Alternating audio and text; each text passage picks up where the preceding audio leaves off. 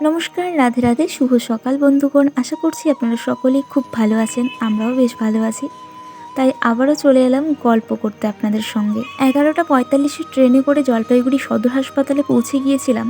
তারপর খুব তাড়াতাড়ি আমাদের চোখের ডাক্তার দেখানো হয়। যদিও অনেক লম্বা লাইন ছিল, সেই লম্বা লাইন ভেদ করে খুব তাড়াতাড়ি আমাদের চোখের ডক্টর দেখানো হয়ে যায়। আগে থেকেই ভেবেছিলাম ট্রেনে গিয়েছি, ট্রেনেই ফিরবো।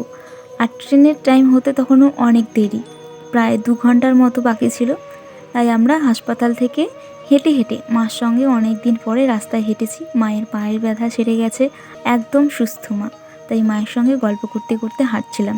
আর হাঁটতে হাঁটতেই চলে এসেছি তিস্তা উদ্যানের সামনে। বন্ধু বান্ধবীদের সঙ্গে অনেক ঘোরা হয়েছে। বয়সটা এমন জায়গায় দাঁড়িয়েছে, এখন পরিবারের মানুষগুলো ছাড়া কিছুই ভালো লাগে না। আর মা তো আমার সব থেকে কাছের মানুষ, সব থেকে ভালো বন্ধু, যাকে চোখ বন্ধ করে বিশ্বাস করতে পারি, যে কিনা আমার বিশ্বাসে কোনো আঘাত করে না, আমার দুর্বলতার সুযোগ নেয় না। তাই মায়ের সঙ্গে চলে এসেছিলাম তিস্তা উদ্যানে ঘুরতে। তিস্তা উদ্যানে ঢুকতেই মা বলে উঠল, সেই কবে এসেছিলাম তোর বাবার সঙ্গে। আমি বললাম, কবে? বলছে, সেই তোর দিদির জন্মের আগে। মানে আজ থেকে প্রায় 20-25 বছর আগে গিয়েছিল মা আর বাবা এই পার্কে।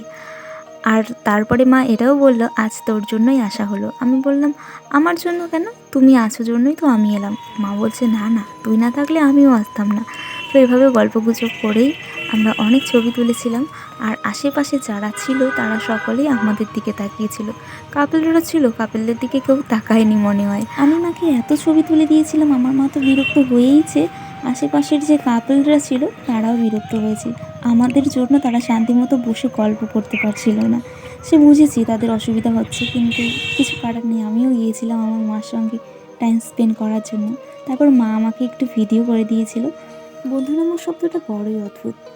যাদের সঙ্গে ছোটোবেলা থেকে হই হুল্লোড় করতে করতে, দুষ্টুমি শিখতে শিখতে এত বড় হই, বিভিন্ন কাজের চাপে বা পড়াশোনার চাপে সবাইকে বিচ্ছেদ করে দেয় সময়। তাদের মধ্যে কিন্তু আমাদের মা পড়ে না। সেই ছোটোবেলায় জন্মের পরে যার মুখ দেখে হাসি ফুটেছিল বা যার মুখ দেখে প্রথম কেঁদেছিলাম, তারা সারা জীবন আমাদের সঙ্গে থেকে যায়, সেই মা। আর মাকে মন খুলে কথা বলতে পারবো না, মায়ের সঙ্গে ঘুরবো না, তাই কি করে হয়? তাই বন্ধুত্বের তকমা যদি দিতেই হয় তাহলে মাকে দিতে হবে। পৃথিবীর শ্রেষ্ঠ বন্ধুত্বের দাবি মাই রাখে। তারপরেও কিছু কিছু বন্ধু আছে, মায়ের পরেই তাদের স্থান। আর এই বন্ধুগুলো যাদের আছে না, তারা ভীষণ লাকি। লোকে আবার সেই বন্ধুত্বকে পছন্দ করে না, জেলাস ফিল করে, যার জন্য জোর করে সেই পবিত্র বন্ধুত্বের সম্পর্কে কালি ছিটিয়ে দিয়ে বিষাক্ত করে দেয় সম্পর্কটিকে। তারপরেও কিছু বন্ধুত্ব টিকে যায়। তো এই ছিল আজকের ভিডিও। কেমন লাগলো অবশ্যই কমেন্ট করে জানিও। ধন্যবাদ।